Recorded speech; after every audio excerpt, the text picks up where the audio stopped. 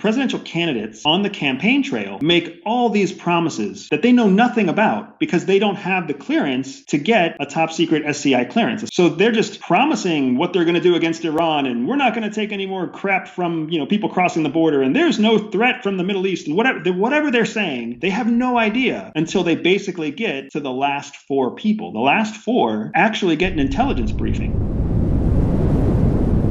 For the people who aren't familiar with you and what you do, what's your background? Yeah, I'm an ex-CIA covert intelligence officer. I spent 7 years undercover, and I left CIA to start a family, start a business, and that's what brings me to where I am today, teaching spy skills to people for everything from business to personal life. What's a covert intelligence officer? Yeah, so people don't realize that CIA actually has two types of intelligence officers.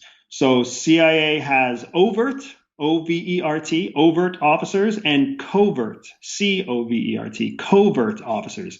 Overt officers make up about 90% of CIA. They're all the people who work for CIA. Their tax return says CIA. They go to their, parties on Friday night and they say, hey, I work for the CIA. They do disguise stuff. They do accounting. They do financial investigations. They do, you name it, analysis.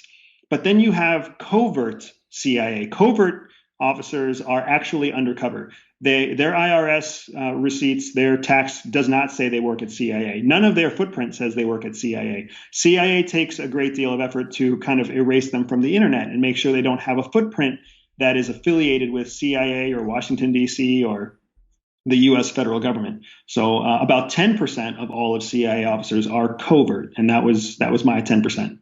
When it comes to a vector for infiltration, are those equally used? I'm going to guess the 90% must be significantly more visible. They must be the ones that are easier for some nasty foreign actor to try and get into.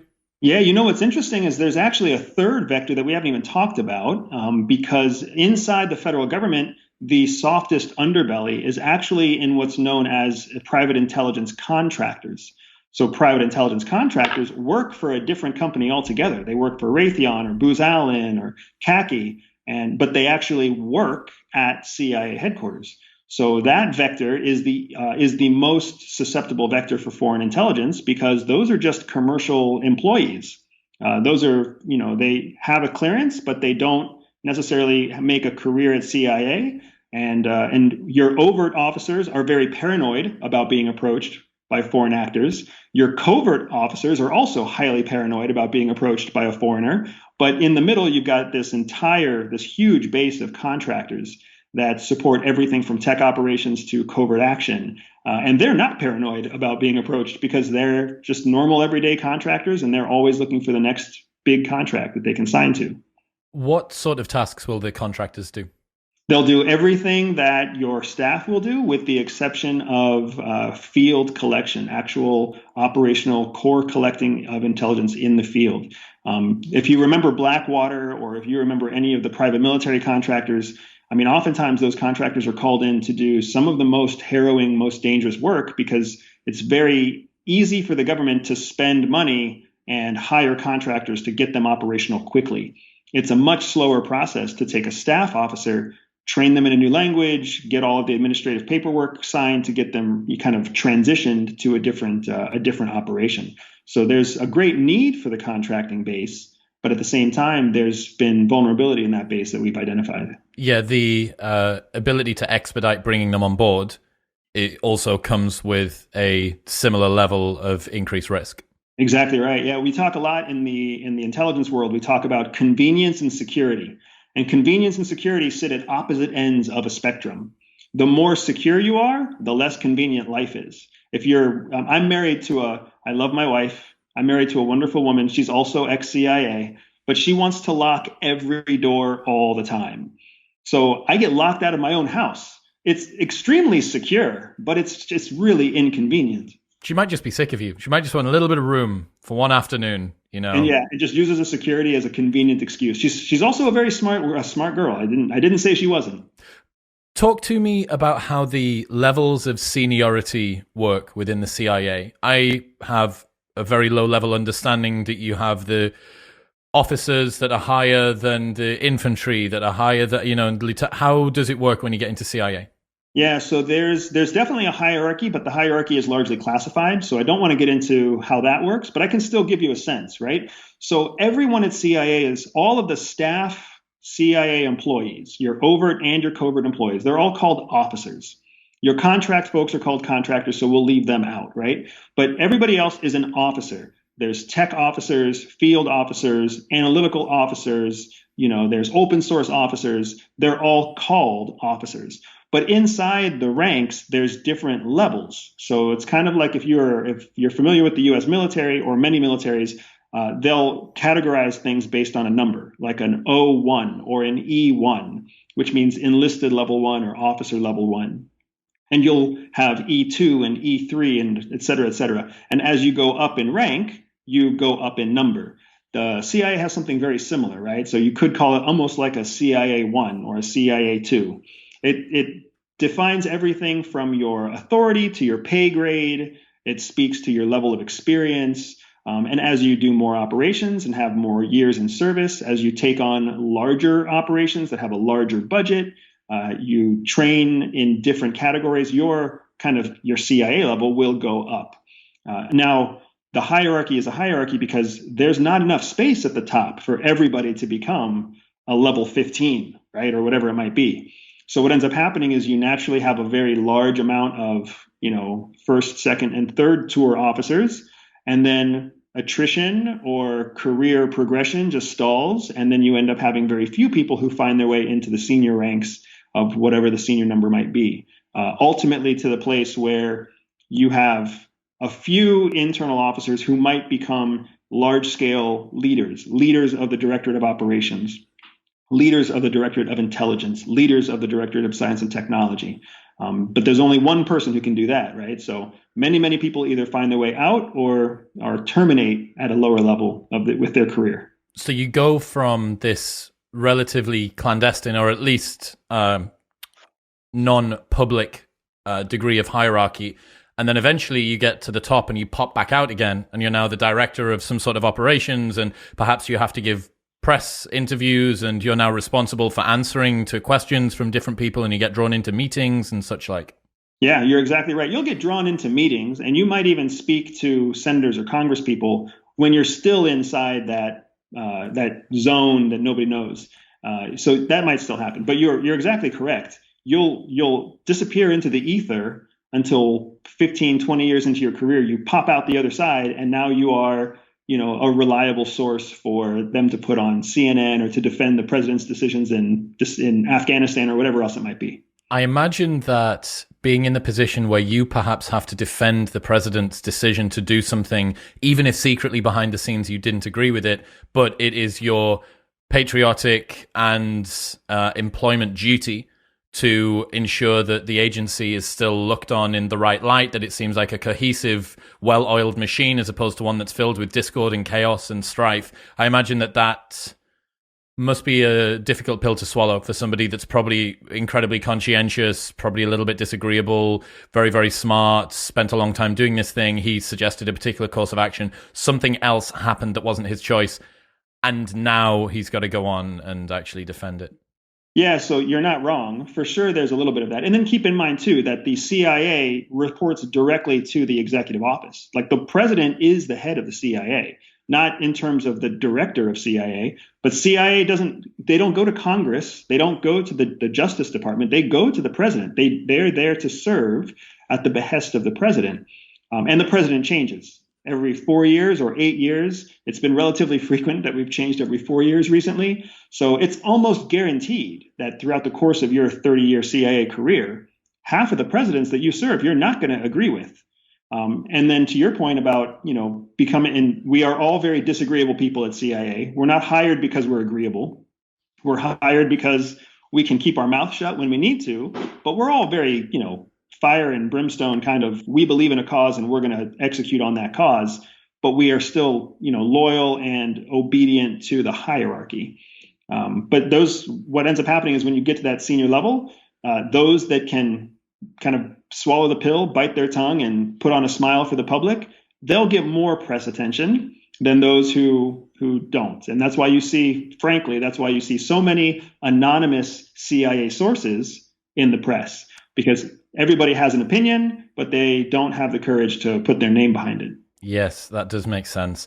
I wonder how the agency feels about having somebody who hasn't gone through any of the training, who hasn't gone through the psychometric evaluation, who's had security clearance and has had the finger wagged at them that you need to not talk about this, but basically has none of the fundamental skills that you were recruited for, or the skills that have continued to be assessed as somebody has risen up through the ranks to get to some highfalutin position.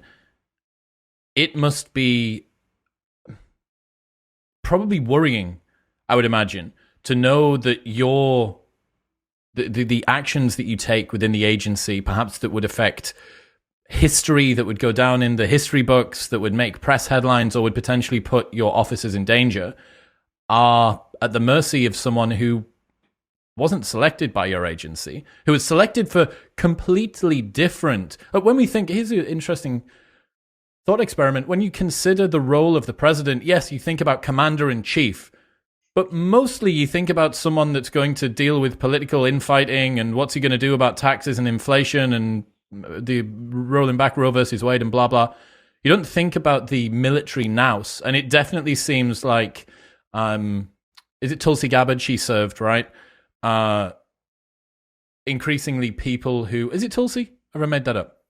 I'm not sure. Okay, there's somebody in Congress that did spend a little bit of time serving. Dan Crenshaw would be another example, right? My point being that there are not massive amounts of people with military or intelligence experience that are rising up through the ranks, and yet that's a pretty important element of their job. Yeah, one of the things that we often joke about, well, we joke, our jokes are different on the inside, obviously. We're not as funny as actual jokes. We're probably more like, academic jokes, but still, one of the things we often comment on is how presidential candidates on the campaign trail make all these promises that they know nothing about because they don't have the clearance to get a top secret SCI clearance, a special compartment information clearance. So they're just promising what they're going to do against Iran, and we're not going to take any more crap from people crossing the border, and there's no threat from the Middle East, and whatever they're saying, they have no idea until they basically get to the last four people. The last four actually get an intelligence briefing. They actually, are proven to have the need to know so that they can start making reasonable promises or reasonable plans to the American people. So it's really interesting because, the American public, even the Democrats and the Republicans, and as they go through their national conventions and as they hear all of their debates with 8 to 12 candidates on each side, none of those candidates know what the hell they're talking about. They're just talking. They're making whatever promise they truly believe will resonate with their constituency, not recognizing that their entire foreign policy promise might be underwrittenness. Like it could be undermined the day they get that briefing. And what is difficult is that's why there's so much frustration with the president on foreign policy, because they don't change their campaign speech. They make their promises, they get their briefing, they keep their promise, even if they know they can't fulfill it. They keep the promise, they keep saying the same promise, and then they get to the White House and then they don't do what they promised. Because the truth is, once you're actually the executive, you have to do what's in the best interest of the nation. And the best interest of the nation isn't always the thing that got you elected to office. It's a tricky game that they have to play. How much can you explain to me about the way that security clearance levels work? Because I went down a Wikipedia rabbit hole a while ago and couldn't really work out. And then there's Q level and tell me what you can about how that works. Yeah, so it's a very complicated mess. So I'll tell you what I understand and fully recognize that there's 1,000 people out there who are going to disagree with me because they know something else, and that's totally cool with me. So in large part, secret clearance is the foundation of it all. It's the lowest level of clearance. Sometimes you'll see things as confidential or for official use only, or different other subcategories, but those categories aren't really a clearance. Like you don't walk around with a for your eyes only level of clearance. You either walk around with no security clearance or you walk around with a secret level clearance. Secret level clearances are actually so common that there's something called a provisional secret, which means just by applying for a secret level clearance, you get a secret level clearance, and it's called a provisional secret clearance. And you have it until you're proven to be somebody that can't be trusted. So once you have that, then all the other clearances stack on top of that. So the first most logical one is top secret. Top secret goes on top of secret, and top secret usually has to do with an area or an element of sensitive information. There's definitions for all of them. So if you can Google them to find out these specific definitions for a level of clearance, right? I think secret is it could potentially do damage to national security. Top secret could do grave damage to national security, right? And then inside of your top secret becomes a bucket with multiple different verticals. Sometimes when I was in the military, there's a special compartmented information, SCI, TSSCI, that has different categories. When I was in nuclear weapons with the military, those nuclear weapon specific categories were Cat 6 and Cat 12. The other 10 categories related to different things: aircraft, nuclear submarines, movements of troops, tank weapons, anti-aircraft weapons, whatever it might be. Inside CIA, we have further subcategories that have to do with human intelligence. So you might have a human intelligence security category that is specific to counter narcotics, or specific to counter proliferation, or specific to Russian operations inside of Russia, Russian operations outside of Russia. It gets super compartmentalized, and the deeper into the rabbit hole you go, the more you get that compartmentalization. All of I've also heard of Q clearances. Q clearances, I think, are specific to the military. I think they have to do with the people who actually create codes that become the foundation for communication and for nuclear codes and nuclear launch sequences. I'm very likely wrong, but I do know that a Q code, a Q clearance, is a real clearance. It's not just from the X-Files.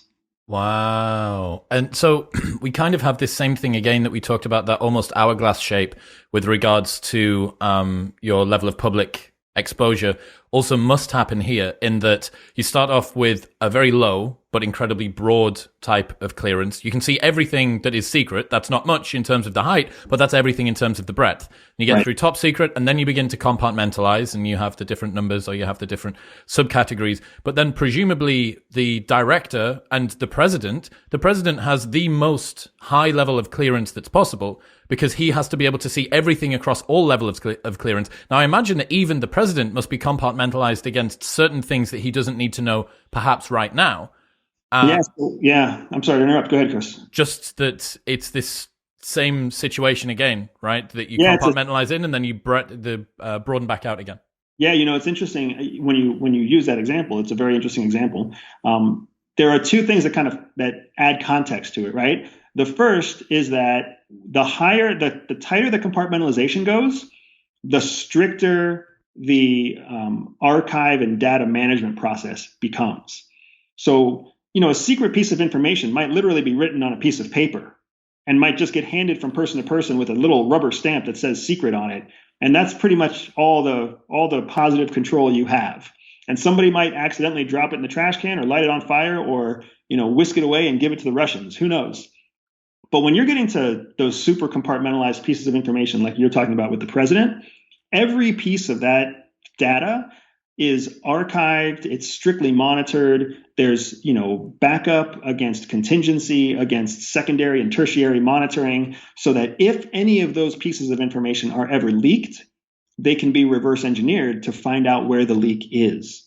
Because, for example, we would never suspect the president of being the person who leaks information. I know there are some conspiracy theorists out there who suspect exactly that, but we could actually track back the data points to see, was it the president? Was it the briefer? Because every piece of information the president gets comes from a briefer.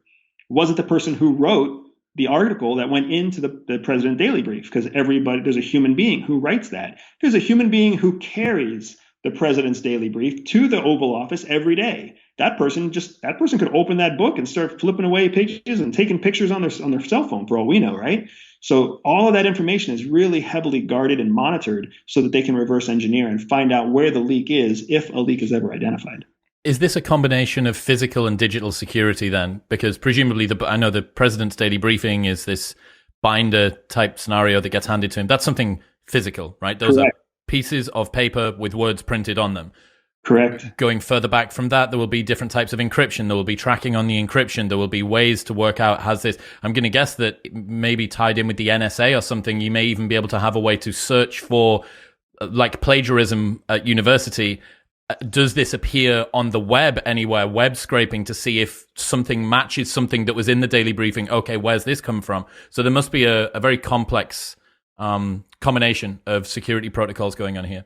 Yeah, for sure. And I don't think any of us are really, again, when it comes to level of clearance, there's no need to know. I had no need to know how they protect the president's daily brief. But somebody out there does have that need to know, and that person would know exactly how it's protected.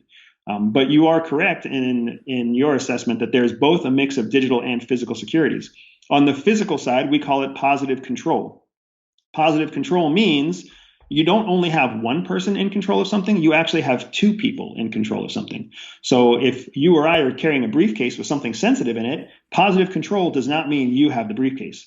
Positive control means you and I together have the briefcase. Maybe you're the one that has it in your hands, but I'm right beside you at all times. Maybe I'm the one that has it in my hands, but you're right beside me at all times. So at the end of the day, two people can vouch for every step that document or that code may have taken. That's positive control on the physical side.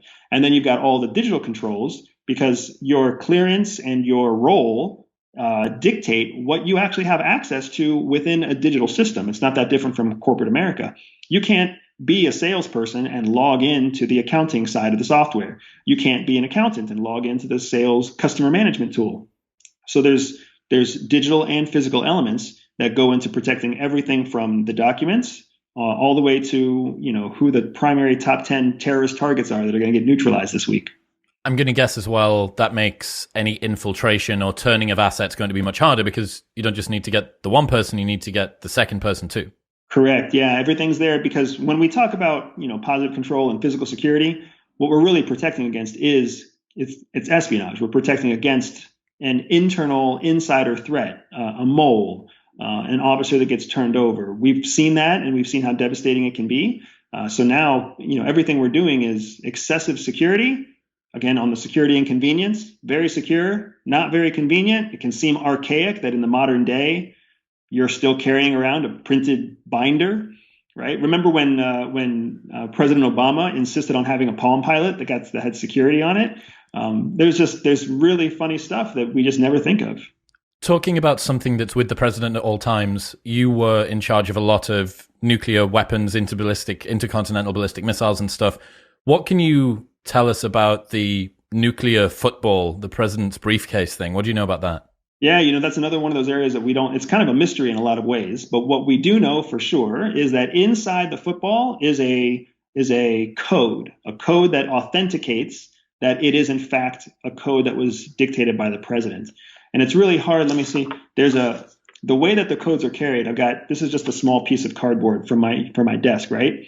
The cards are actually cardboard like this. They're pretty thick. And they're encased in plastic. So if you've ever had like a glow stick that you party at a rave with, right? You know how you have to crack the plastic and then shake it up to get the glow? So inside the suitcase is a piece of plastic that's opaque, wrapped around a card. And on the card will be 6, 10, 12 code, the digits, the alphanumerics that show that it's an authentic code. So the president would have to open the case, take this out, with whoever's holding the case for positive control. The president would crack the plastic, take off the two sides of plastic, and then actually have the authentication code in front of him. And then he would have to dial that into the briefcase, which would send the signal nationwide to multiple intercontinental ballistic missile bases, as well as the standing nuclear forces that exist with the naval arsenal and the air arsenal all simultaneously.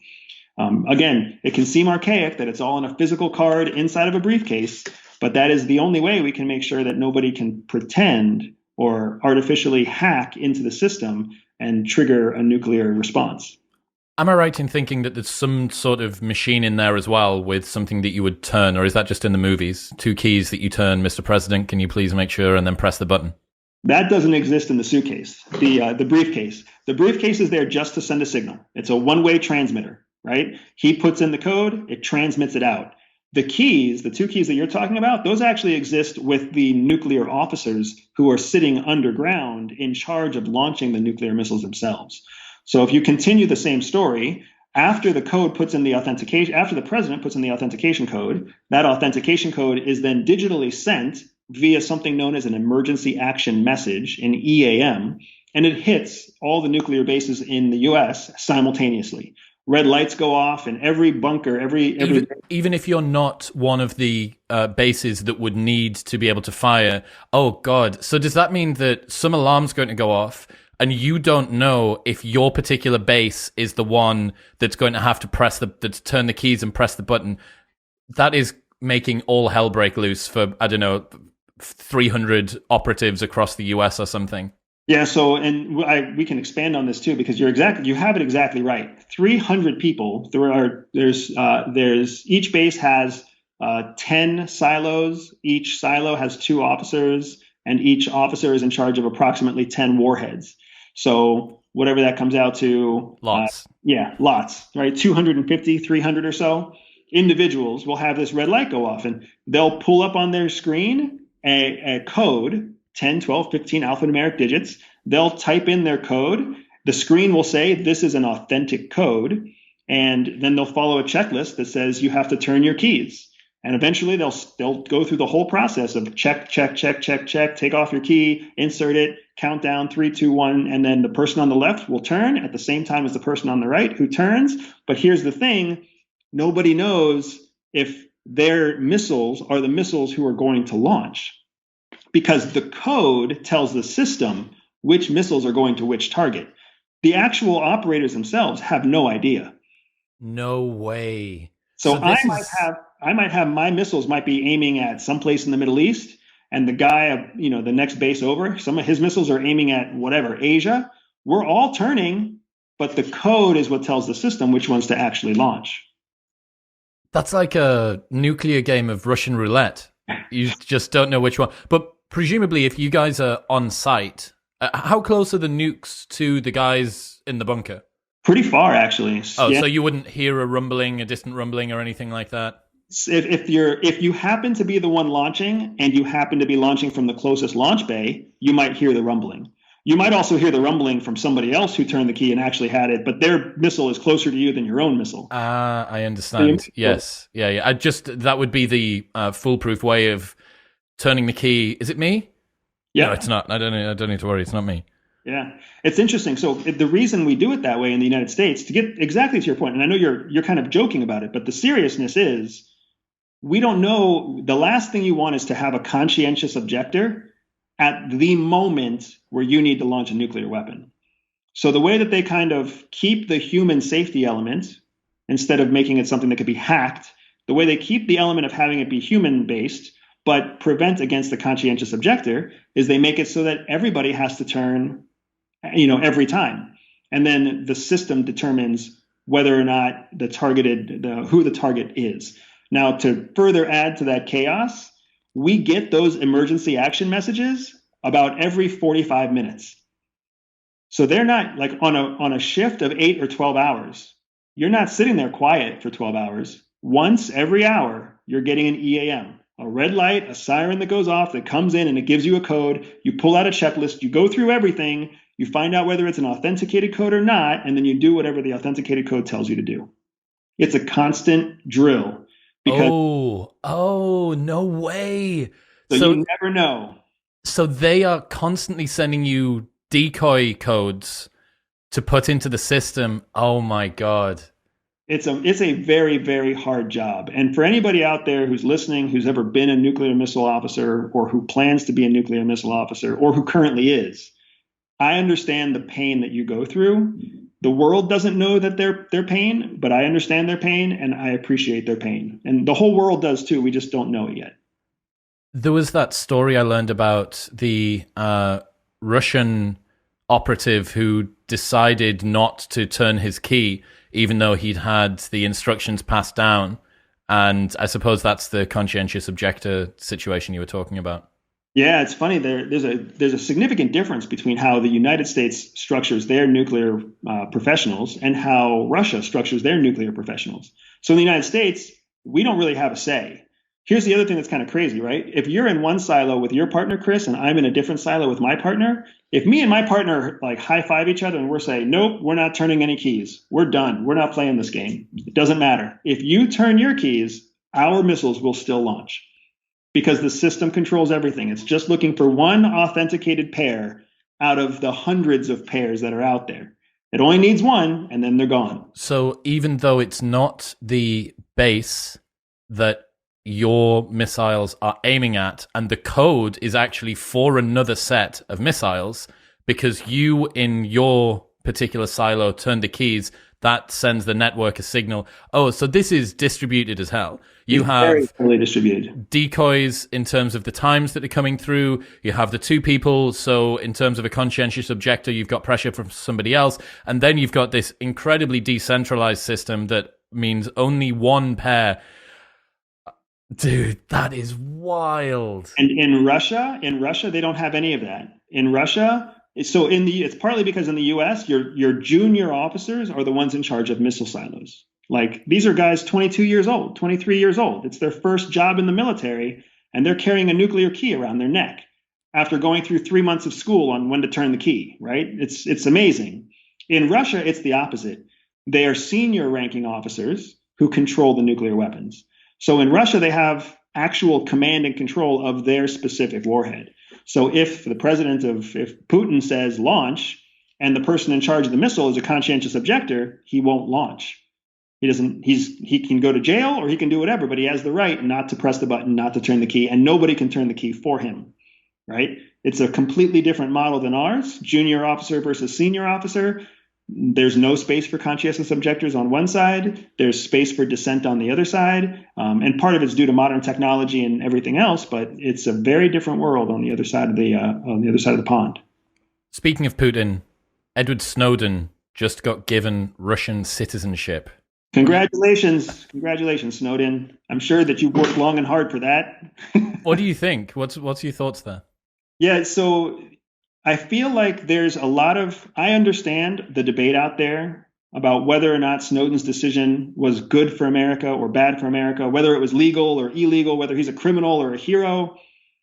But there's also a certain element that you are who your friends are. And right now, Russia just granted him citizenship, which shows that he is serving the Russian interests. You don't give citizenship to somebody who isn't serving your own national interests. So we know for sure that Snowden is serving the Russian interests. Now, does that mean that Russian interests were to give away all of his insight at NSA? Maybe. Or are Russian interests simply to create ongoing frustration in the Ukraine-Russia crisis right now by making a very public figure now a hero of the Russian people? Maybe. But regardless, what we have here is we have an American citizen who, whether he intended to or not, he is now, a representation of the greatness of Russia, and he himself continues to be this controversial character for the United States itself. And I'll go one step further to say, Chris, that what Snowden did by whistleblowing on the Patriot Act and the collection against U.S. citizens, what he did there is largely without question. There's not many people in the intelligence community who criticize him for that specific act.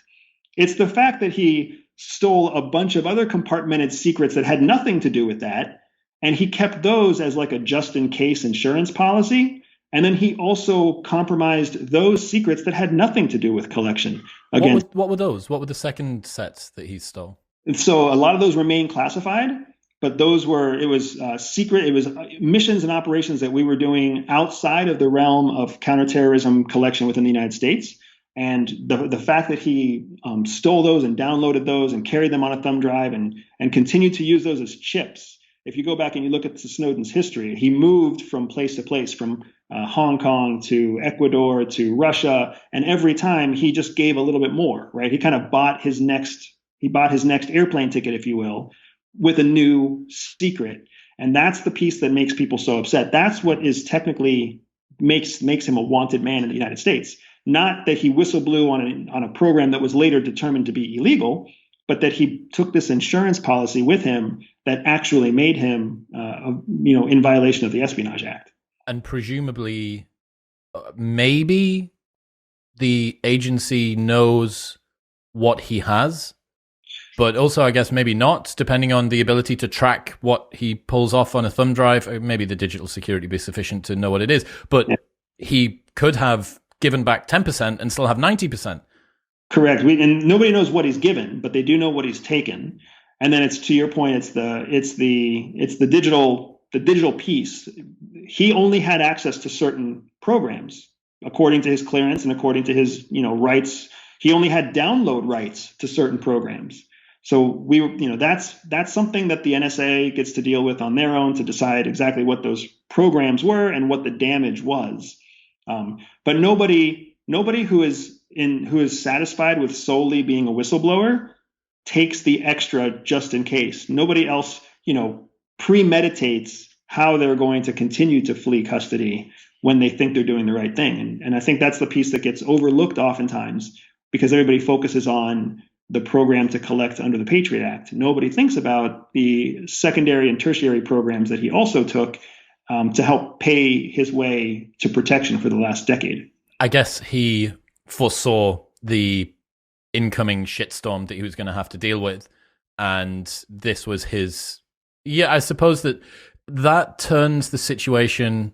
I hadn't heard about this before, but it changes the situation from being a single, noble patriot who is doing his duty for the country to someone that feels a little bit more selfish. It feels a little bit more like he has an agenda, he's looking out for himself, and I understand the motivation. We're all looking to preserve our own life and freedom and liberty, and who am I to say that I wouldn't do the same thing in his situation as well? But I would agree. I didn't know about that, but I think that you're right. Had he have been the completely selfless actor doing something to call the powerful to account, maybe he would have got Epsteined, maybe not, but he wouldn't be the same type of distasteful actor, I think, that he's seen now. Yeah, and it's very interesting because it just shows how, the lens of history, especially in the world of espionage, the lens of history is short. We remember the big things and we forget the small things. And in the first weeks and months and the first 2 or 3 big moves that Snowden made, all of this was very public knowledge. It was very publicly, we were all publicly aware that he stole this specific program and others. But then over time, the and others became something nobody talked about. And then now there's this, huge movement about, Snowden is a hero because he, the court system later found that this one program was in fact illegal. Nobody debates that, right? I don't debate that. I've always said he did the right thing the wrong way. And I know I get criticized saying that that's a cop-out answer, but I don't know of a better answer than that. You don't end up a Russian citizen by doing the right thing the right way. You end up a Russian citizen by doing something wrong along the way. How much do you think Russia could have given him citizenship to get access to some of the information that he's got? And if he was to start to reveal the stuff that he hasn't yet rescinded, does that... I mean, he's already quite a high public enemy, or at least a private enemy, an agency enemy, I suppose. That would, I'm going to guess, make him even more of a concern, even more of a worry. Yeah, what's hard now is Snowden he's always been seen by the American government as a fugitive.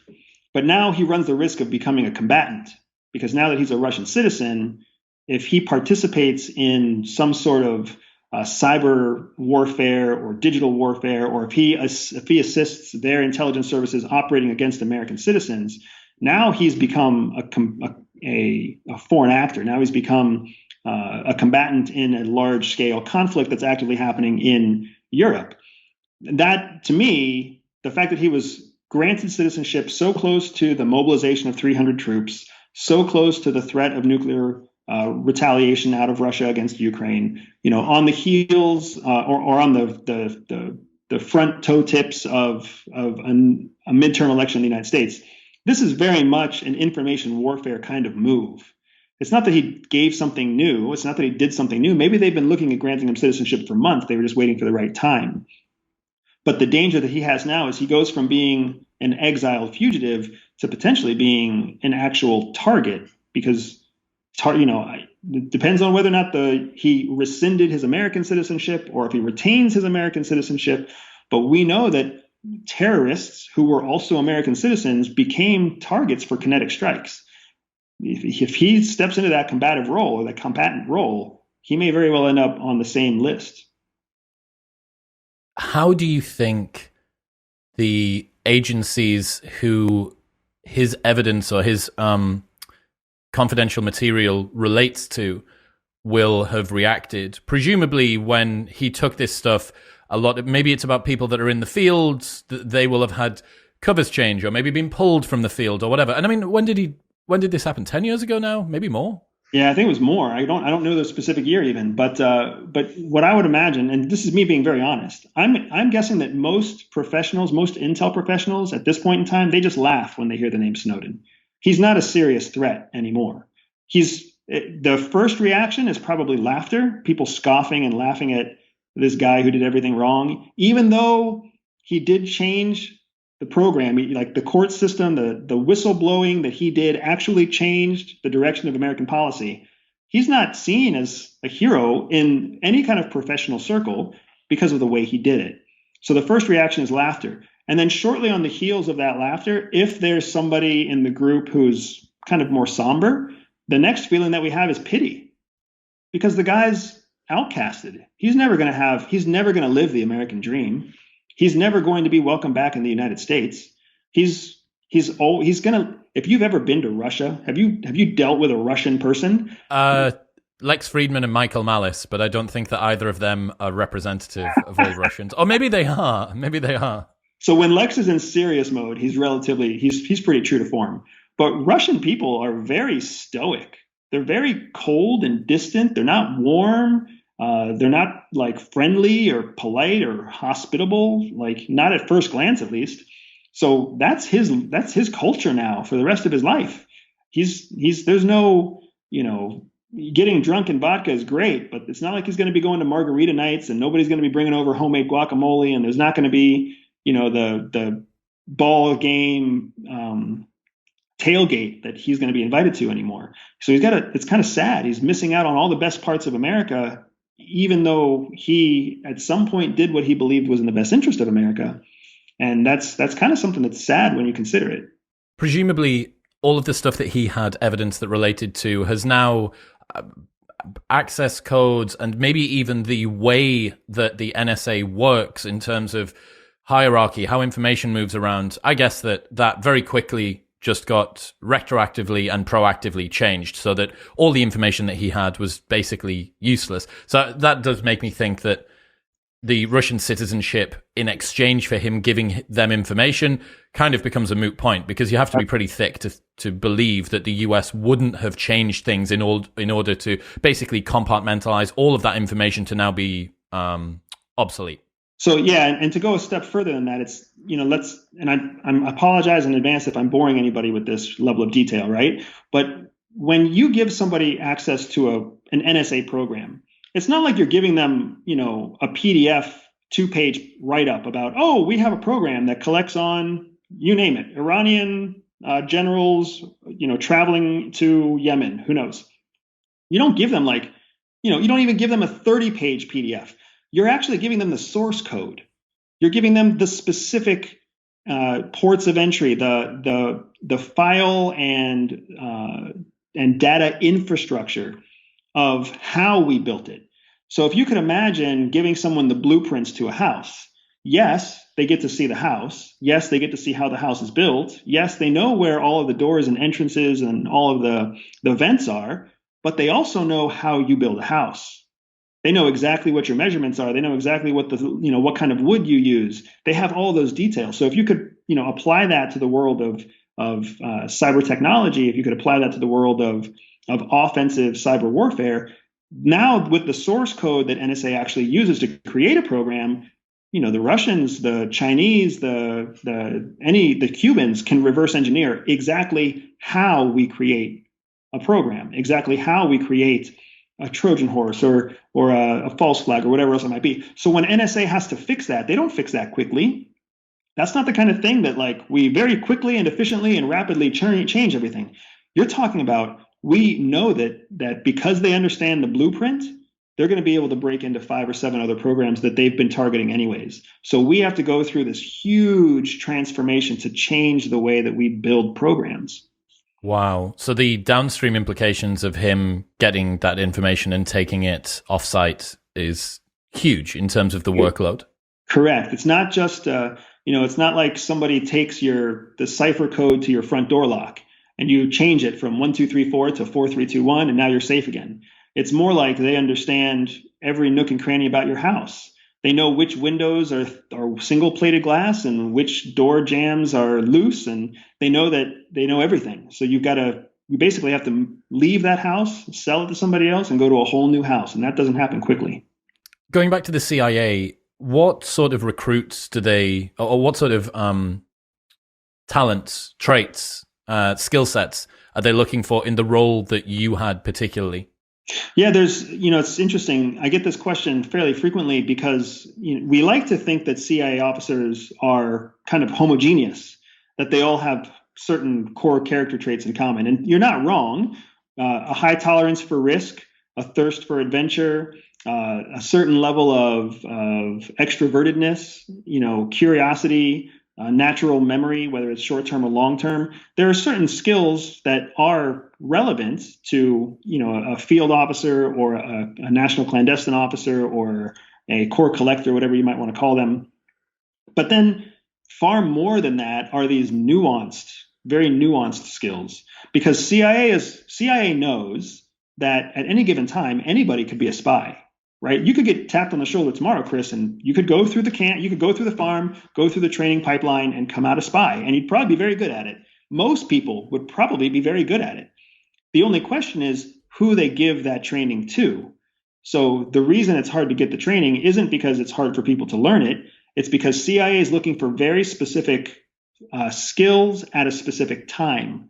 So right now, if you speak Chinese, or if you understand the nuances between Thailand and China, or Taiwan and China, if you speak Ukrainian, or if you speak Russian, or if you speak Belarusian, if you are familiar with that area, you're going to be in high demand right now. If you know anything about nuclear weapons, you're going to be in very high demand right now. If you understand Iranian drones or drone technology, or if you have a way of traveling to and from Iran safely, you're going to be in high demand right now. Two years ago, we were very interested in what was happening in Africa. So maybe if you spoke Yemeni, you'd be interesting. Maybe if you spoke Libyan, right, you'd be if you had Arabic that was relevant in Yemen, or Arabic that was relevant in Libya or in Syria, then you'd be of interest. Now those same people aren't of interest. So it's the flavors that get you recruited. The core skills are actually not that hard to find in people. Interesting. I'd heard you say that your profile and your wife's profile are kind of different. In fact, maybe polar opposites. So yeah, there has to be some core competencies or core elements that make you both usable, but then also you have these different flavors, and presumably you then get siphoned into different roles based on those. Yeah, exactly right. And I'm more extroverted, so I was better suited to go out in the field. My wife is very, very introverted. She was perfect for doing deep research. But the places where we're both very similar is we're both extremely loyal. The agency is able to test for your loyalty. We're both How do they test for loyalty? Yeah, so they do a lot of psychological evaluation. They do a lot of testing of how your brain handles cognitive information. So you go through a significant amount of psychological testing, and then you also go through a direct interview with a psychologist themselves. So they can actually measure your threshold for where you would withhold information from somebody who you are subordinate to, and they can also measure how comfortable you are in a subordinate position. So there are some people who don't like bosses at all. I have a problem with authority, but I don't have a problem with authority that I believe in. So if I think that I have a good boss or a good manager, man, I am super loyal to that person. If I think my manager's a dipshit, I'm going to do everything in my power to undermine them, right? But that's a nuance that in the corporate world, nobody likes. right? In the corporate world, we're like, oh, that's not really professional. But when it comes to who are you going to give secrets to, the person who's loyal to a cause that they believe in, all of a sudden you're very willing to take a gamble on that person. Whereas the person who, they always think they're right and they never want to believe anybody's better than them, that's not going to make a good officer. So my wife and I are both very subservient to the authority that we decide to subvert ourselves to. And some people are like that and other people are not. Is there anyone well known that you think would make a good intelligence agent? Obviously, they would have to start again and not be famous, but would you have Lex as an agent? Yeah, so it's interesting. I have come across a number of people who I would say would make good intelligence officers. So Lex is awesome. I really enjoyed talking to Lex. I do think there would be a good spot for Lex in the intelligence world. I don't know that it would be in field operations, only because Lex really believes in the goodness of people. When you believe what a flaw. What a flaw. When you believe in the goodness of people, you can't be out there lying to people's faces. It doesn't work, right? Like you have to see people as tools, as commodities, as ones and zeros. Like you have to take a very cold, hard stance to all people if you're going to go out there and steal information from them, lie to them, and trick them into false relationships. That's essentially what a spy does. And then you get that person to exchange information for liquor or booze or women or money or whatever else it might be, right? That's not a job for somebody who really believes in the goodness of people. But, as an analyst, taking information and being able to make sense out of disparate, conflicting information and coming to a meaningful, probabilistically relevant conclusion. I mean, that's what Lex does all day long with robotics and with mathematics, right? Not to mention what value he could bring in the world of technology and the science and tech part of CIA. He could be the guy that creates the next SR-71. So that's what I'm saying. There's a space for everybody at CIA. We don't realize it. We're all much closer than we really think. It's just a matter of the psychological evaluation, and then of course being identified, being seen, being discovered. That's the hardest part. Who else did you meet that you've looked at and thought you should really consider a little change of career here? I'm trying to think of who else I would know that other people would know too. So when I look at celebrities, right? Dennis Rodman would not make a good spy. It'd be really, really hard to put that guy in disguise. It'd be really hard between the piercings and the tattoos, and it's hard to make that guy not look like Dennis 6'8" or whatever he is as well. Yeah, that's tough, right? But then you have folks like Tom Hanks. Tom Hanks is like your perfect spy. Like not only is the guy a great actor, but he is incredibly forgettable. He's just a forgettable white guy. Even as I say Tom Hanks, people might have a picture of one character in their brain, probably the guy from Forrest Gump. Does that guy look like a threat? Nope. If Daniel Craig walked into a room, would you notice him right away? Fuck yes, you would notice him right away. You'd either be jealous of his good looks, or you'd be excited by his good looks, or you'd be immediately intimidated by his gigantic frame. That guy's not going to be a good spy, right? Same thing with Pierce Brosnan. Like most of the guys out there who are playing spies would not actually make good spies. It's not until you get to like Black Widow in Marvel Universe, everybody's gonna notice that girl. Stop it. Yeah. Yeah. So you'll be familiar with something called the halo effect, or pretty privilege, basically, that good-looking people seem to have better outcomes as they go through life, but not if you want to be a covert in-field intelligence officer. Correct. Yeah. If you were to actually walk through the hallways of CIA, you would be severely disappointed by the lack of attractive people. I'm just throwing it out there. Like whether you think I'm good looking or not, this is kind of irrelevant. I know objectively I am not a good looking guy in American culture. I know objectively I'm not even a good looking guy in foreign cultures because I'm the ambiguously brown guy that nobody remembers. It was a curse in high school. It was a blessing for my career, right? There's a power to ugly. So call it whatever. Call it the Corona effect. Right? The opposite of the halo effect. When all things go dark, there's a benefit there too. Talk to me about cover legends, what they are, who comes up with it, and stuff like that. So cover legends come a couple different ways. So some cover is assigned. Like no shit. It's a very true story. My first day at CIA, I walked into the briefing room. I was given an envelope. Inside my envelope was a strip of paper, and on that strip of paper was my new name. That is exactly how it works. It's super cool sounding, but the name was the worst possible name you could ever imagine. Think of like a name like Herbert Malkovich or something like that, right? Like it was a horrible name. And that was basically the case for all of us. We open our little thing because they're not just American names. Some of us get foreign names. Some of us get names we can't even pronounce, right? And you get these names and you're like, this is my new CIA name, and this is how everybody's going to refer to me from now on. Like Andrew Bustamante was not the name. It was some crazy, I felt like I was a white guy out of a Western movie from somewhere in like New Mexico. That was my name. You just put together the worst Caucasian names you can imagine, and that was mine. So that's one way that cover legends are created. They hand it to you. Another way is they tell you what you're going to be doing, and then they ask you to create your own legend and then communicate it to the people who actually create your alias documents, your alias documentation. We call them alias docs. So in that case, they might say, hey, we need you to go to whatever. You're going to be in Pakistan. You're going to be in the mountains for 3 months. You come up with why you're there and how it works. Now, it doesn't make a lot of sense for you to be like, I'm a famous mountain climber and I'm there on behalf of National Geographic.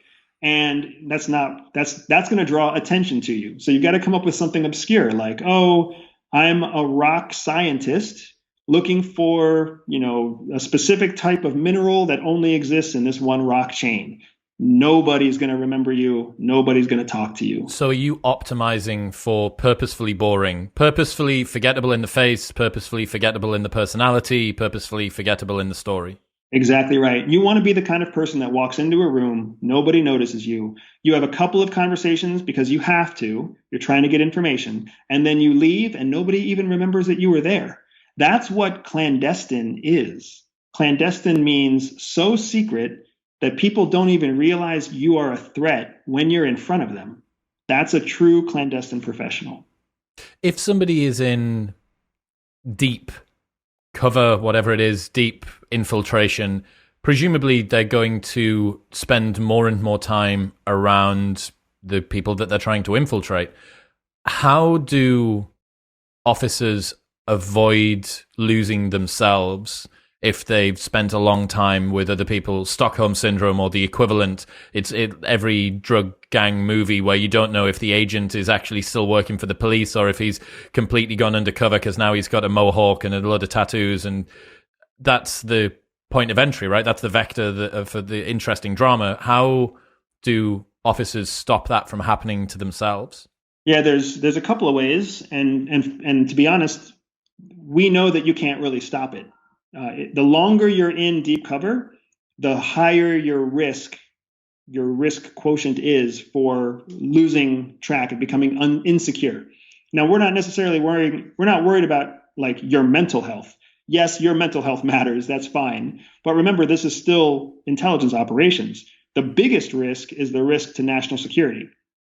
So there's lots of documented cases at CIA where deep cover officers stay in too long, and then they start to forget who their true master is, and then they turn. Either they turn against CIA or they turn in favor of their cover business, which isn't even a real business, or whatever they might be, right? They literally lose track of what is reality because they've been lying so long that they're now lying to themselves. The trick that CIA gives us is that we're taught to compartmentalize stuff in our brain. So we're taught to take a certain series of actions to go into a role, and then a certain series of actions to come out of a role. So we always remember who we are in our head. It's the opposite of method acting. Method acting, the actor's job is to go so deep into the character, they lose themselves in the character. And you've seen the results of method actors. A lot of times they'll end up self-destructing at some point, right? CIA doesn't want that to happen. So they teach us to put this compartment in our head, in our cognition, that reminds us you are actually Chris Williamson. You are actually collecting information about this. You are actually on task for that. These are the 5 objectives you're trying to achieve. And when you achieve those 5 objectives, you're going to exfiltrate yourself from the situation. So that's And then there's this process for you to keep checking in with yourself daily, hourly, every day at lunchtime, whatever it might be. So you keep that constant guideline going. But over time, you start to waver. And when you waver, when you try to come back and walk yourself back, it can be a very damaging thing. Then you start seeing mental health issues. Then you start seeing PTSD, pop up.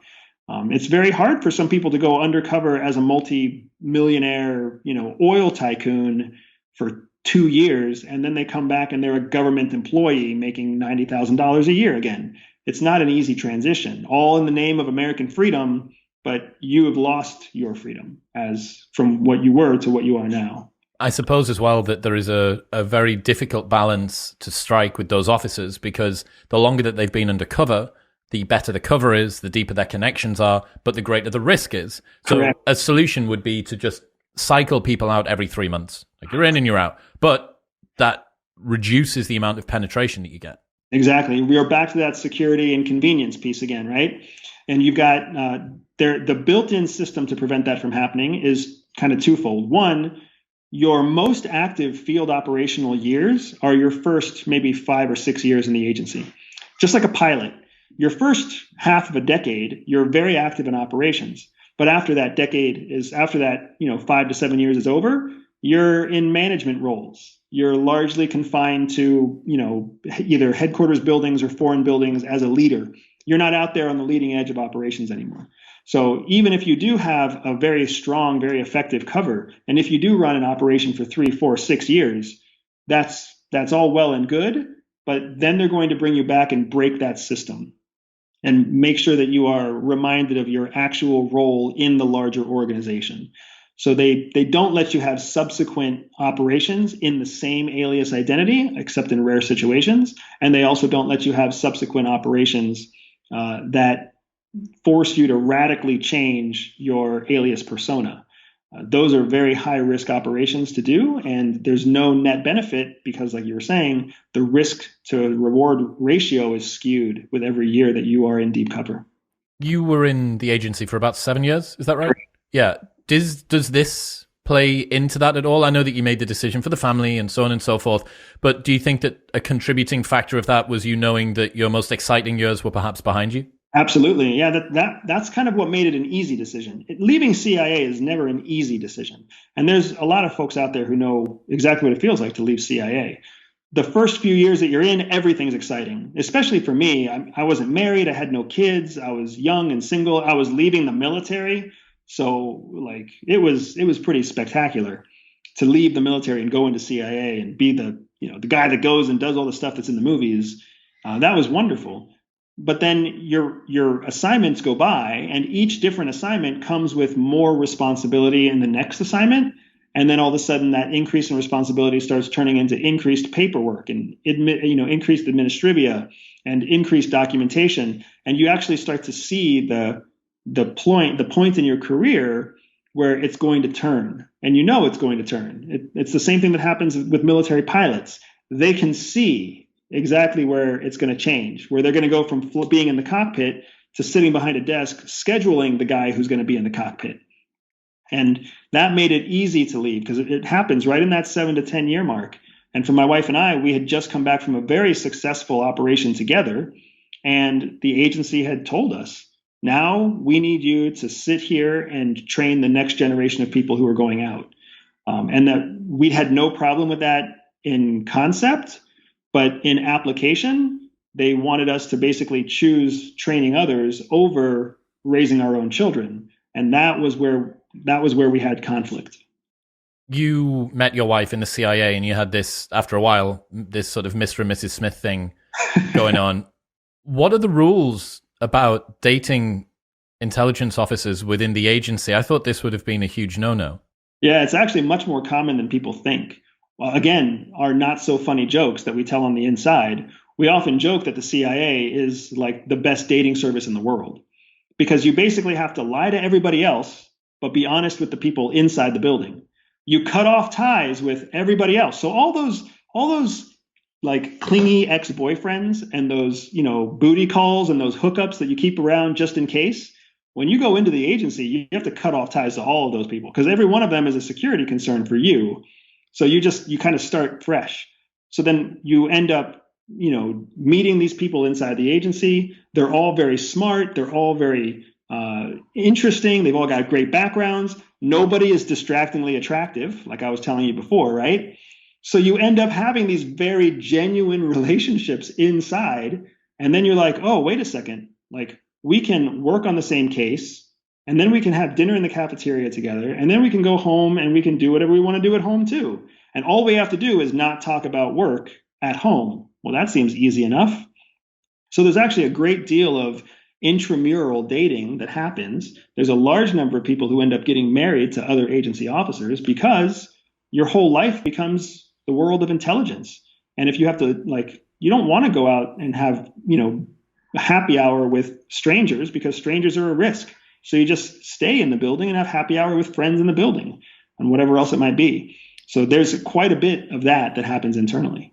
I suppose as well that although you can't speak about work when you get home, you can be more liberal than you would be with somebody who has zero security clearance and isn't a part of anything. And you can you can speak to them in the cafeteria, presumably, about the jobs that you're doing, or if you're undercover or whatever.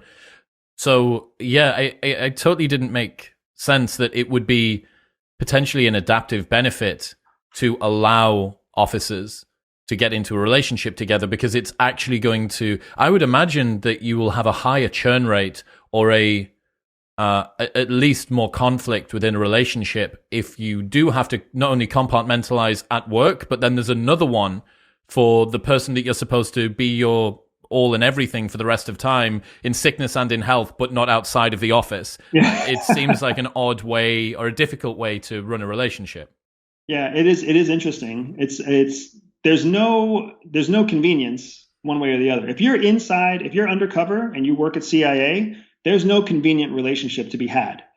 Because if you're dating someone or married to someone who's not on the inside, they don't get you. They don't get the stress. They don't get the risk. They don't get the debriefing. They don't get to know what you're actually doing. Like it's literally, how was your day today? My day was fine. What did you do? Paperwork. You can't tell them any details. And you can't take them into the building, into a skiff where you can tell them all the details. It doesn't exist, right?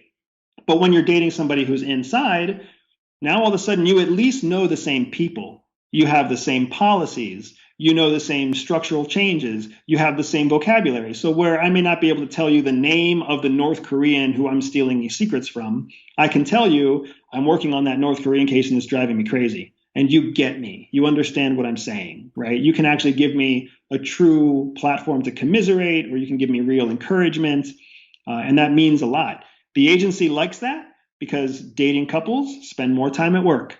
Dating couples, they become two resources on the same case, and they're always culpable for what information they share. So if they break the rules, then they're in trouble. If they adhere to the rules, then they're supporting each other through the case. That's a win-win for CIA.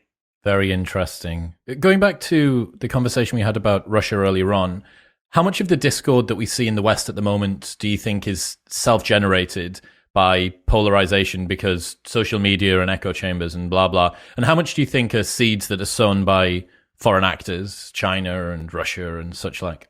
Yeah, so I can confidently say from experience that most of the noise that we hear is internally generated.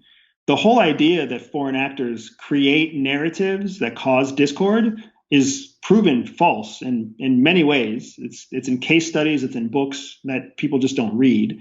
But it's also, it violates the core strategy and covert influence isn't to create a new narrative. It's very hard to create a narrative that anybody hears. The way that you actually cause discord or sow miscontent is by just adding fuel to an existing fire. So whether you're Russia or China or Iran or whoever, when you want to cause conflict in the United States, all you do is add fuel to the existing fire. There's no lack of fires that people can add issue to, right? Whether it's the Snowden debate, or whether it's the WikiLeaks debate, or whether it's gender, or whether it's woke, or whether it's sex, or whether it's, whatever. I just found out about something called incel recently. There's 1,000 different things that you can just pay a marketing company to put a few extra ads out there that say incel is the worst thing ever and women should adhere to men. And then you pay the same marketing agency to send a second message that says, women are equals and, men who complain about women are dogs. And then boom, all you're doing is just pouring fuel on an existing fire. I had a conversation a couple of months ago with a friend, Gwinder Bogle, and he's got an idea around fire hosing that in the modern age, it's so difficult to convince anybody of any particular one narrative. So the goal is to bombard people with so many narratives that they become despondent and nihilistic and give up. Because at that point, they are the most easy to sway into one particular. You have two responses, basically. It's the, kick a dog. Does the dog bite or does it give up? Well, either of those. When you don't deal with the biting, that's fantastic. That's going to be looting and riots and issues and whatnot. And then the despondency as well is going to make for an easier country to roll over too. Yeah, it's interesting because the strategic benefit of it overall is still kind of in the theoretical stages. We've never seen in history a country that's able to just roll over another country by just devastating them culturally. Like cultural subversion is a theory with lots of real world evidence, but no real world proof of execution.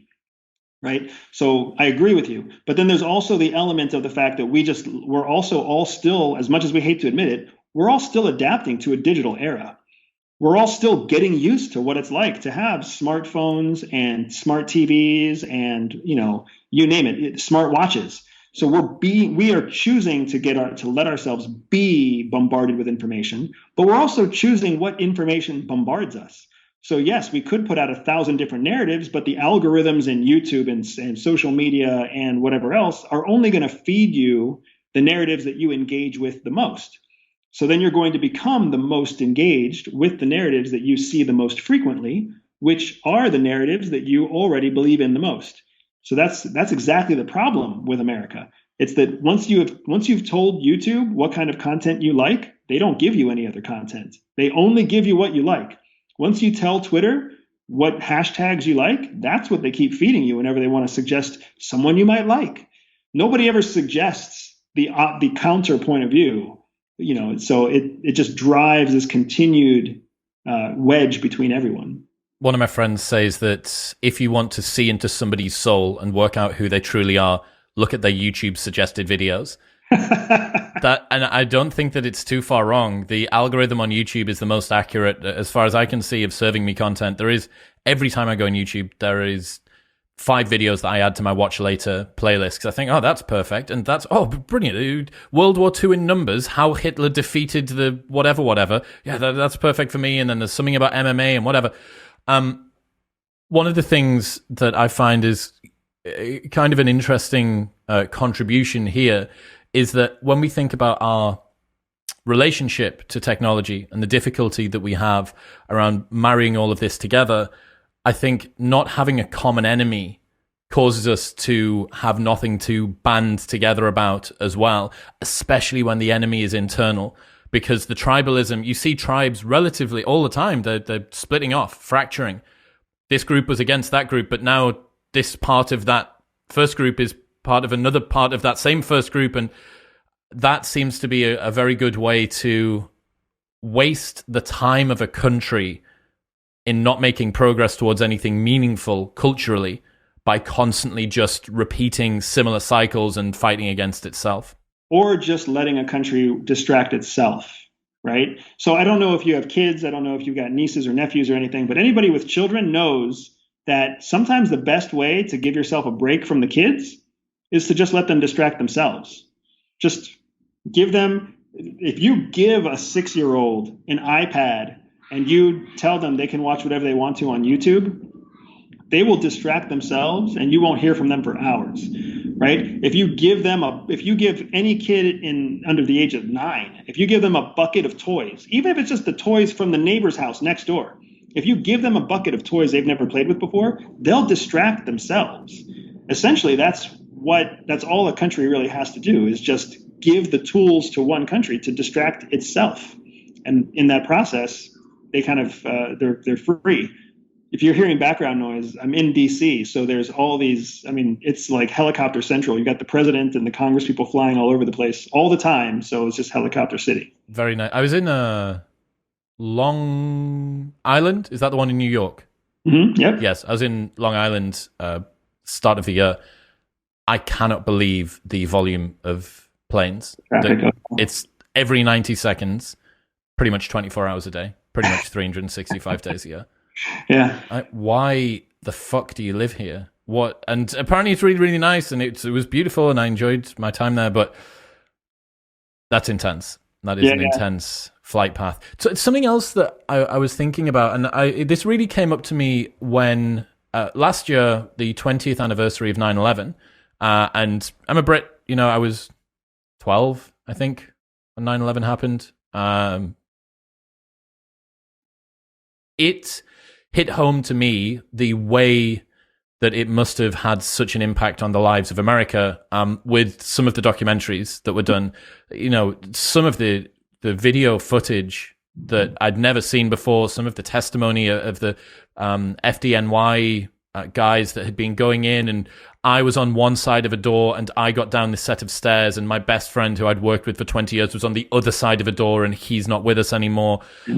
Just so many. It was really, really moving. I thought it was an amazing way to sort of show tribute and re-educate people about what had happened, especially people perhaps that hadn't even been around, And something that I found pretty interesting is the modern confusion around the word conspiracy. Every time that somebody brings up the term conspiracy online, there is a whole bunch of comments that'll say something like, well, yesterday's conspiracy is today's top news headline. And it does seem like the word conspiracy can be used to discredit genuine stories that powerful groups don't want to gain steam. It can be used to create stories that misdirect people away from things that genuinely are true. That just fascinated me, thinking about that, especially looking back last year. Yeah, I have a YouTube video out there that teaches people the anatomy of a conspiracy. Teach us, tell us. Well, yeah, there's a lot that goes into it, but there's essentially just a few core ingredients, right? So first, there has to be something that happens. There has to be some factual event, something that's evidentiary, something you can see, you can touch, you can hear, whatever it might be. Has to be a kernel of truth somewhere. Yeah, that's how everything has to start, with a kernel of truth. But then what happens is immediately after that, there has to be a lack of information. So there has to be an element of truth that's immediately followed by a lack of information. Now, what happens cognitively is the human brain wants closure. The human brain always wants to close every open loop of reasoning. So when you hear something that's truthful, right, there's an unidentified object in the sky, right? Then there's a gap of information. Well, what was it? Was it a plane? We don't know. Was it a helicopter? We don't know. There's no information about what it was. Now, the human brain doesn't like that. So the human brain starts to seek possibilities. So the third ingredient in a conspiracy has to be a series of potential explanations. Now, in that series of potential explanations, here's what ends up happening. We forget that we're just going through a series of potentialities. And we start to think instead that the potentialities are in fact the explanation.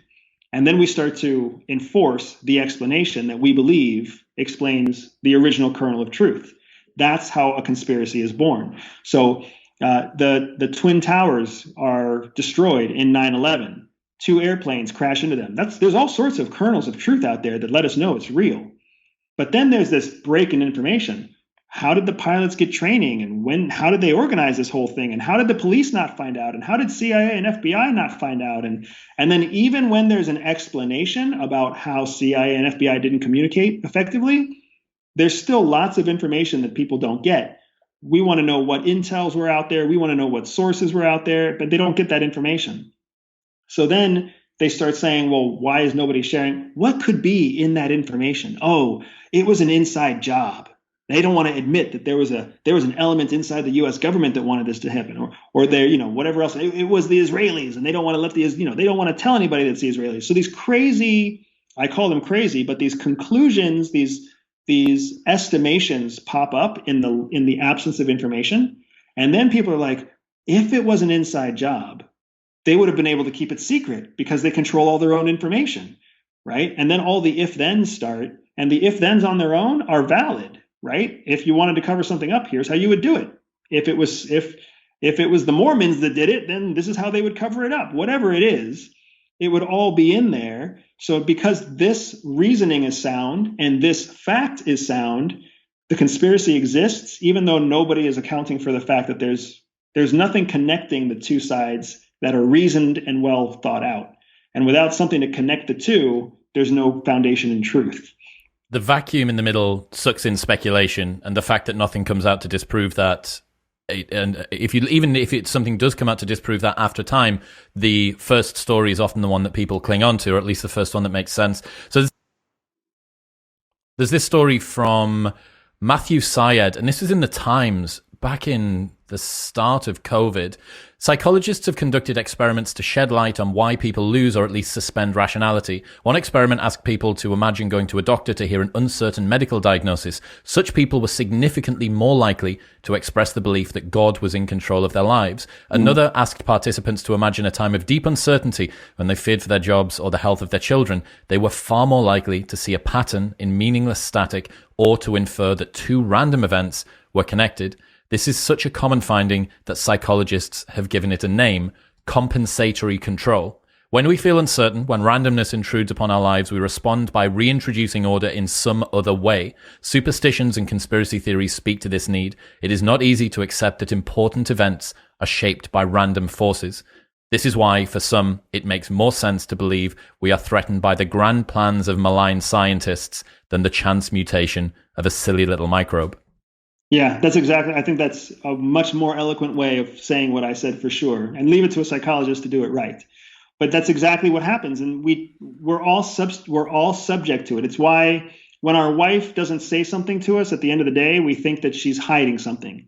It's why when our kids are extra happy, we suspect that they're keeping something from us, right? It's because in a lack of total knowledge, a lack of total information, total transparency, we want to find some rational explanation for our own uncertainty, instead of just embracing the uncertainty. And to a certain extent, there's freedom when you're willing to accept the unknown. Was 9/11 the biggest intelligence failure that the US has had? In my lifetime, I would say yes. What about before your lifetime? The largest intelligence failure for the U.S. I'd have to give it more serious thought, to be honest. We've had some pretty big intelligence flaps, right? We totally called it wrong in Afghanistan. The whole world called it wrong with how Ukraine would respond to Russia. We continue to make wrong estimates about what's going to happen in Ukraine and Russia, right? And you've got 9/11 is out there, and there's lots of stories of intelligence flaps in other countries as well, France and the UK and even the Nazis. So intelligence is hard. That's just the nature of the game. We mentioned it earlier on. What are your thoughts on QAnon? So QAnon is interesting. I think that there's a level of value in floating the idea of conspiracies. And here's why: because conspiracies have a kernel of truth. And we have definitely had instances in history where a conspiracy has proven to be correct.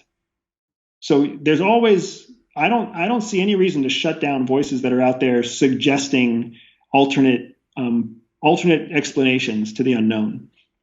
But it does get to be difficult whenever they don't account for the fact that they could be used for malicious intent or for malicious purposes, right? It's like cryptocurrency. I'm all for blockchain, but when it comes to cryptocurrency, the only real true use case for cryptocurrency has been in abusing and circumventing laws. That's what made Bitcoin famous. That's what made Bitcoin wealthy. Now that we're trying to justify, societally beneficial or productive uses for cryptocurrency, doesn't change the fact that it was born out of malicious intent. It was basically a hawala in the digital world instead of what's a hawala? A hawala it's an Arabic term for how you exchange currency without being tracked. So terrorist organizations in the early GWAT, in the early global war on terrorism, they would actually facilitate financial transfers using rocks. So a rock of a certain size would be worth $10,000. A rock of a different size would be worth $200. And they would make a basket of rocks. And one terrorist would send that basket to another terrorist. And that would be their Hawala evidence that they were given a certain amount of money. And then they would go to this dispersed financial network and pull their money out of the system. That's essentially how Bitcoin started as well. It was just Hawala without the rocks. Dude, that's wild. That is so interesting. Hawala is still very active. People don't realize it. They're active in Arabic cultures. They're active in Indian cultures. They're not always malicious, but they have a great deal of use in malicious circles. I've heard you talk a lot about highly powerful, rich individuals and the way that they go about their lives, the type of technology that they have with backup phones, the way that they see the world, and their sort of views, operating protocol in their own mind, psychological profiles, and stuff like that. I had a conversation a couple of years ago on the show with a guy called Daniel Schmachtenberger, who's an incredibly smart dude, polymath guy, and he gets himself into similarly high-level conversations. He told me this really sort of harrowing story about he was at dinner with somebody who is very influential and has the resources to be able to act on whatever it is that they want to do. This person said something to him along the lines of, Daniel had brought up some of the things that he was proposing might be quite damaging, it might make people's lives worse, just not particularly good for society. And this guy said, well, I'm an apex predator. Apex predators don't care about what the prey do. In your experience around high-powered individuals who both have the resources and the network to be able to do stuff, have you ever come across somebody who you think it would be better if this particular type of personality didn't have access to the capability to enact their dreams? So my answer is no, but you may not like the rest of my answer. So I think that the apex predator attitude is very much prevalent among the ultra wealthy, specifically around the ultra wealthy who have built their wealth from nothing. I'm not talking about like talent, like your actors, your talent people, your musicians that are out there, your podcasters, right? These are people who become extremely wealthy, but they didn't really build their wealth from nothing. They built their talent from nothing, and then somebody else came in and hired their talent. So your talent it's objectively, your talent works for somebody. They have a production schedule they have to meet. They have a boss, right? They can't just stop producing. If they stop producing movies or stop producing podcasts, then they're not going to make any more money. But a true entrepreneur, a true business owner is somebody who can stop working, but the business keeps running, right? The business keeps growing. It keeps doing whatever it wants to do. Among those individuals, we call them ultra high net worth. Ultra high net worth in our world and our community, we define ultra high net worth as people with a net worth of 15 million or more. So that goes up quite high. There are people who are worth billions of dollars. But essentially, if you're worth a net worth of about $15 million, you have built that. You haven't been given that. If you come from a wealthy family, it's a completely different thing. But you most likely own a scalable business, and now that's the business that you run. And to get to that point, you have had to make very harsh decisions.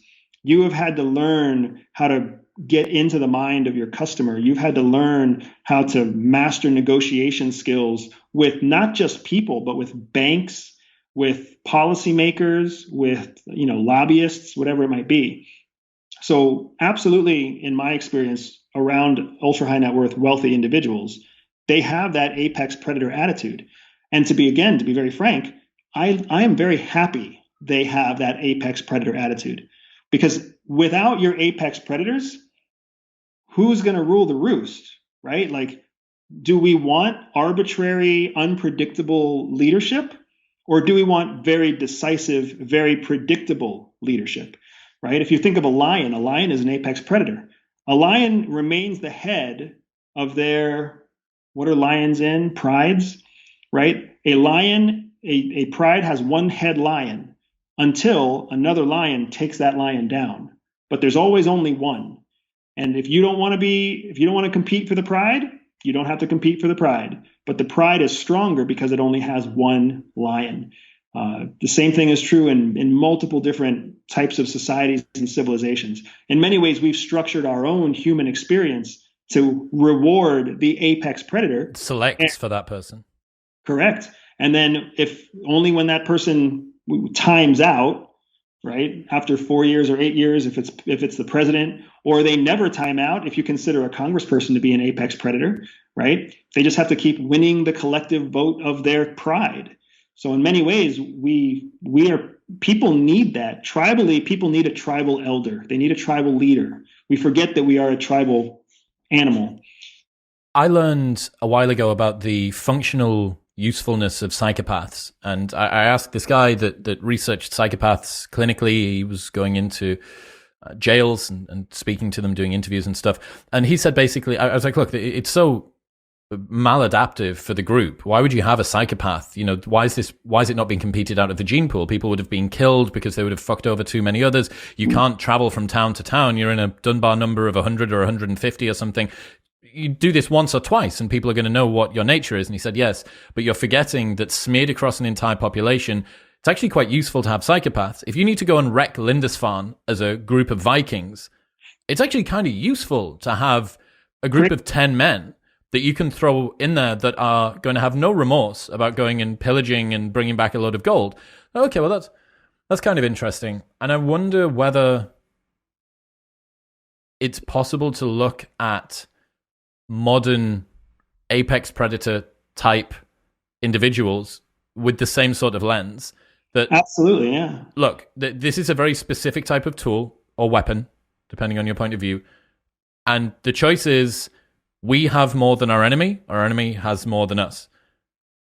Who do you want to be generating GDP?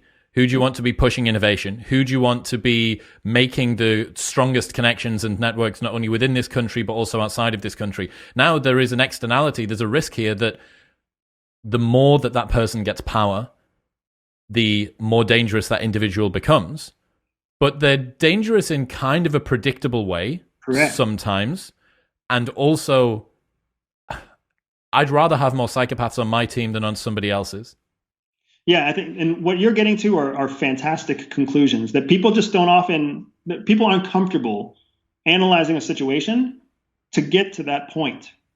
Do you want to have Navy SEALs that operate on behalf of the United States, or do you want to disband your Navy SEALs and instead have the Navy, a Navy cheerleading team that goes out there and tries to make friends with everybody? You want cold, hard killers when you need cold, hard killers.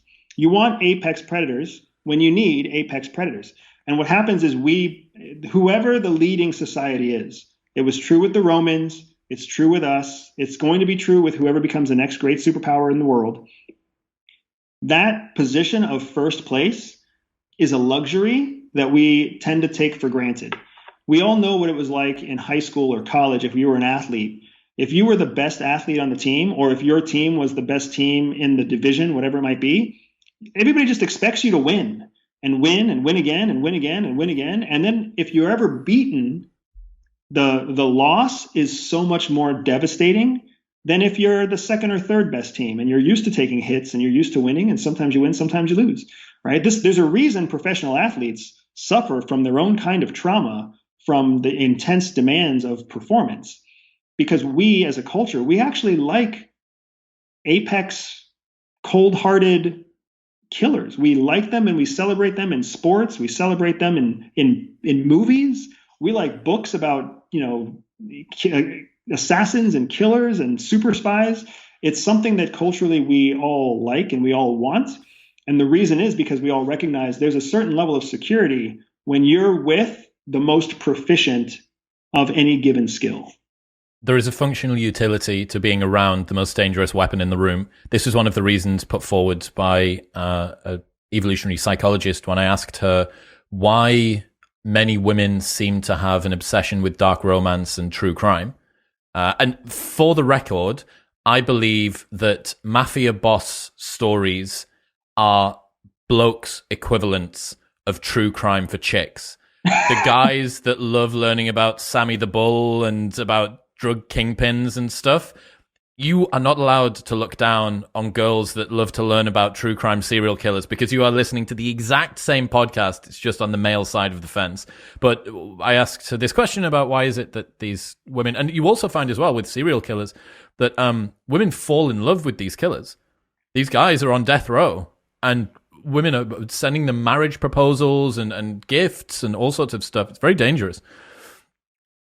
Why is it that women seem to have this particular obsession? And there's a bunch of different reasons, and maybe some of them or all of them or none of them, but attaching yourself to somebody that is incredibly dangerous falls you under the umbrella of their protection. There is also an element of being able to be better educated in order to protect yourself. So, like, I need to know what I need to avoid in order so that I don't get attacked by it. But yeah, man, I do think that the functional utility of having some dangerous guys on your side of the pitch is a difficult reality, because they are going to do things that you're not going to be happy about. And also, it's very right to say that we have it's very difficult to be at the top of your game, the top of any game, and not have people secretly waiting for your downfall. Correct. It's an unbelievably difficult line to walk, to be the best at what you do, whatever it is, whatever field it is, whether it's podcasting or sports or singing or something else.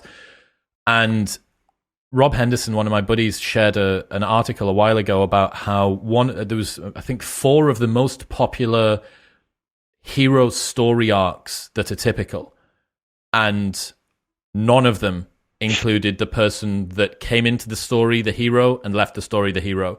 There is the Icarus, the guy that starts at nothing, flies too close to the sun and then crashes. There is the guy that starts high, falls, and then comes back, a redemption. There is a from nothing to something, and there is a 4th one as well that I can't remember. No one wants the person that comes into the world with everything and leaves with everything. Everybody wants them to fail. Yeah, it's interesting, and it's difficult, because it's for many people that demotivates them from trying to be the best. For many people, that's exactly the governor that keeps them from taking it one step further, or taking one extra risk, or being vocal, or being face forward. It's hard, because when you're out there as an athlete, as a business owner, as a podcaster, whatever you might be, you do feel it. You feel. I mean, you don't even have to feel it. You can read it on Twitter. There's plenty of people out there chanting for your failure every day. If you don't know what it looks like, just look at my feed, and like, there's people out there chanting every day for me to fail. And that's just part of what it takes to be the person who's striving for more. If you want to be ignored and overlooked by history, nobody will ever send you death threats. But if you want to make a splash, if you want to make a ripple in history, you're going to piss people off along the way. You just have to learn to accept it. And that's one of the things that when I'm around my ultra high net worth clients, it's really refreshing to me, because they're clients, but they're also mentors. I'm striving to try and be in their shoes. I'm learning from them every day. I'm learning what I want to be, but I'm also learning what I don't want to be, because to get to that level, you've made incredible sacrifices to your health, in your family, to your marriage, right? Like, there's some seriously devastating circumstances that your ultra wealthy, your business owners, who we all think that it must be so great to be Jeff Bezos, it must be so easy to be Mark Zuckerberg. Those guys have not had easy lives. Do they have money? Yes, they have money, but they have problems that we don't want. They don't get to binge watch a Netflix series. That's not in their universe. I get to cuddle with my kids, read them a bedtime story, kiss them on the forehead. That's my reality, and I like that reality. But there's a lot of people out there, your apex predators, don't get to do that. There was an idea I came up with about a reverse role model. So role models are the aspirational version of what you want to look up to. A reverse role model is the inversion of that. It's the people who have the traits that you don't want to have. Yes. And from where I come from in the northeast of the UK, there weren't many people that were perfectly like the person I wanted to be. But there were many people who had individual fallibilities that I definitely didn't want. And I could look around and say, okay, I definitely don't want his relationship with his family, his approach to gambling, his approach to finances, the way that he treats his partner, all of these things. And I think a lot more success can be found in life by avoiding ruin than by chasing success. You don't ever get completely killed out of the game by not getting sufficient success, but you can do it by multiplying by zero, right? It's the never multiply by zero rule. And that to me is very reassuring for people that feel like they don't have people around them that they want to be like. Like, look, I know that you might not have an aspirational role model at the moment, but you can avoid failure. And that is not nothing. That is a lot more than not nothing. That might be even 75% of what you're trying to do in life is avoid failure. That might be even more. It might be 90% of what is involved in success is simply avoiding failure. Yeah, and it's funny because I love this whole idea of a reverse role model. I've never heard it before, so thank you for presenting it. I would say that just because failure is a word that gets misunderstood and misinterpreted so many ways, when you define it, you're talking about don't be like the reverse role model. Don't be like this person who represents the things that you don't value and the things that you don't believe in. So when you call that person failure, I agree. But what ends up happening is a lot of times people start to fear failure, not understanding that like, failure is totally fine. Trying and missing is better than never trying at all. So the idea of run away from the negative role model is still taking you somewhere. And it may not be the place that you're ultimately going, but it's definitely, you're not running close to the place that you don't want to go. Yes. And that's a really cool visual when you talk about that reverse role model. What have you come to believe about dealing with risk and putting yourself out there and having a lean-in mentality? You know, you're somebody that was working in a clandestine way in the shadows with no public profile for a long time, and the last year or so has been pretty wild for you in terms of exposure and all that sort of stuff. What have you come to believe about that? Yeah, so what I believe about risk is a mix of what I've experienced and then what I've been trained. One of the first things that CIA trains us is to put definitions around risk. There's two types of risk. There's real risk and there's perceived risk. Real risk is the real quantifiable objective risk, right? When you drive in a car, you are actually putting yourself at risk. If you were just walking on a sidewalk, you're objectively at less risk of a car accident than when you drive in a car. Whenever you pick up a weapon to go to a shooting range, you're putting yourself at risk, right? Those are real tangible risks with real tangible probabilities. There is a probability out there about the likelihood that you're going to get in a car accident at any given moment. That's all real risk. Perceived risk is the risk that most of us deal with all the time. It's the fear that we have about getting in a car accident, even when we're not in a car. It's the fear we have about being mugged just because we're in a city. It's the fear we have about making our boss angry or disappointing our spouse or you name it. There's all these perceived risks that we're constantly going through in our head, these what if scenarios, these catastrophic scenarios. It's part of a cognitive, there's something called cognitive distortions. And there's a specific cognitive distortion called catastrophizing. And that's what we're doing with perceived risk. We're seeing all the worst scenarios and believing that they are somehow likely to happen just because we can think of them. Perceived risk and real risk are not the same thing. So CIA teaches us to focus on real risk. Just because we're lying about our name and going into a foreign country and trying to steal secrets doesn't actually mean we're going to get caught. In fact, it means that our training and our preparation reduces the probabilities that we're going to get caught.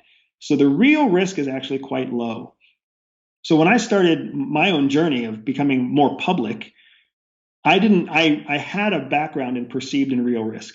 The real risks to me, if I say something that violates my secrecy agreement with CIA, I'm going to get a knock on the door from legal counsel, Office of General Counsel at CIA. I might get fined. I might go to jail. Who knows what might happen? They're going to shut down my business. That's real risk. I might have somebody who just gets pissed off about what I'm saying and they send me, cyanide in the mail. I don't know. That's all real. Like there's a potentiality for all of these crazy things, but the probability isn't very high, especially not if I take steps to protect myself, protect my household, make sure I say the right things. But if I let myself focus on perceived risk, oh, well, what if I say something people don't like? Or what if I say something that people laugh at? Or what if I look goofy in a video, whatever it might be, right? Who cares? Like the truth is that you have to be able to calculate real risk and then use real risk to weigh the risk-benefit scenario. If you're trying to weigh the risk-benefit scenario using perceived risk, you're always going to be underestimating your ability to grow and overestimating your risk factor. So it's all about understanding that risk is important to success. If you're willing to take on more risk, then you're willing to embrace more success. If you hesitate to add the risk, then you're also holding back your potential for great success. The difficulty is that people confuse the two. You know, perceived risk can appear as real, maybe even more real than real risk. People would say, well, the real risk of receiving some cyanide in the post is very low. That's okay. But the risk of me being stupid on the internet, actually, maybe that is a big deal. And our ability to lose rationality under cognitive stress and under emotional pain and fear is pretty big. It is, but it's still just perceived. That's what's important. You got to go through the cognitive exercise. Like, just to use your example, saying something goofy on the internet. You say something goofy you don't even say something goofy on the internet. Do you remember when there was a musician, R. Kelly? There was a musician who actually was like caught abusing females. Pretty sure he's in jail now. Okay. So I don't even remember what happened to him. And I'll bet most of the people listening to this right now don't remember what happened to him. But we all remember that something happened to him, right? We forget that time, just like I think we talked about it earlier, there's big things and there's small things. We remember the big things. We don't really remember the small things. So if you go on the internet and say something silly, I've been on the internet and said stupid stuff 1,000 times, right? Those things fade away. The things that you do well are the things that tend to last. Arnold Schwarzenegger has this awesome, I feel like it's a TV interview. I wish I had a citation for it, but somebody out there said, Arnold, do you remember the worst movie you ever acted in? And he looked at the camera and he was like, oh yeah, I remember the worst movie I was ever in, but nobody else does. Right? And I will forever remember that, because Arnold Schwarzenegger was in some terrible fucking movies, man. He was in some horrible movies. Nobody remembers those. We remember all the awesome Schwarzenegger movies, right? Even if you try to remember some of his bad movies, you might only come up with one or two, even though you may have watched 3 or 4. Go do a Google search and you'll be like, I remember watching that. That was a bad movie. That was a bad movie. That was a bad movie. The human condition, we prioritize information. We choose to remember certain things. We remember macro things with macro level emotions. So if you or I do something stupid on the internet, 5 days from now, most people aren't going to remember it. It's got a pretty amazing half-life and then it's gone. So what's the real risk? The real is almost nothing. I would agree. I would say that there is a threshold above which stupid things can become who you are, though. True. I would say that the internet's disposition to smear people with negative stories. There are some people for whom Joe Rogan will always be the N-word compilation guy now. And that's a man who's put out more content than pretty much anybody else alive right now. Right. The reason that story tried to take hold was, typically they say, look, this is the tip of the iceberg that we know is his bigoted, misogynistic, racist, cis heteronormative patriarchal past. The problem and the reason that story didn't take hold is because most of the people that story was aimed at said, I've seen the whole iceberg.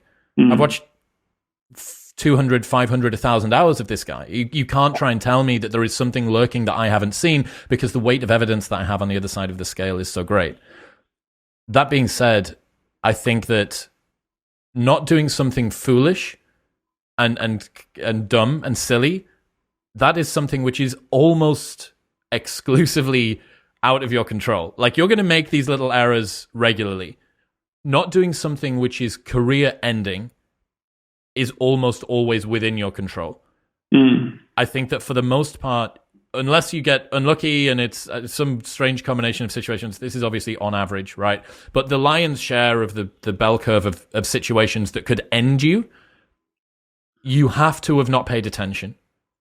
You have to have gone to a situation without the requisite care and attention. And perhaps I'm creating a little Cassandra complex for myself here. But my point being, with sufficient care, I think that you can avoid most of the big problems. And the point being, once you breach that threshold, I do think that you will always be your greatest mistake to a lot of people. Yeah, I would agree. I would agree with that. You will always be your biggest mistake to a lot of people. I love your bell curve visual right there, because so often we forget that there's a big fat center to the bell curve, because all of the interesting stories, the things that most of us like to talk about, are not inside the bell curve. They're at the skinny end on either side. The people who are extremely successful or the people who are total failures. Nobody really likes to talk about the middle-class guy making $85,000 a year with a happy marriage and 2 kids. That's just not an interesting person to talk about.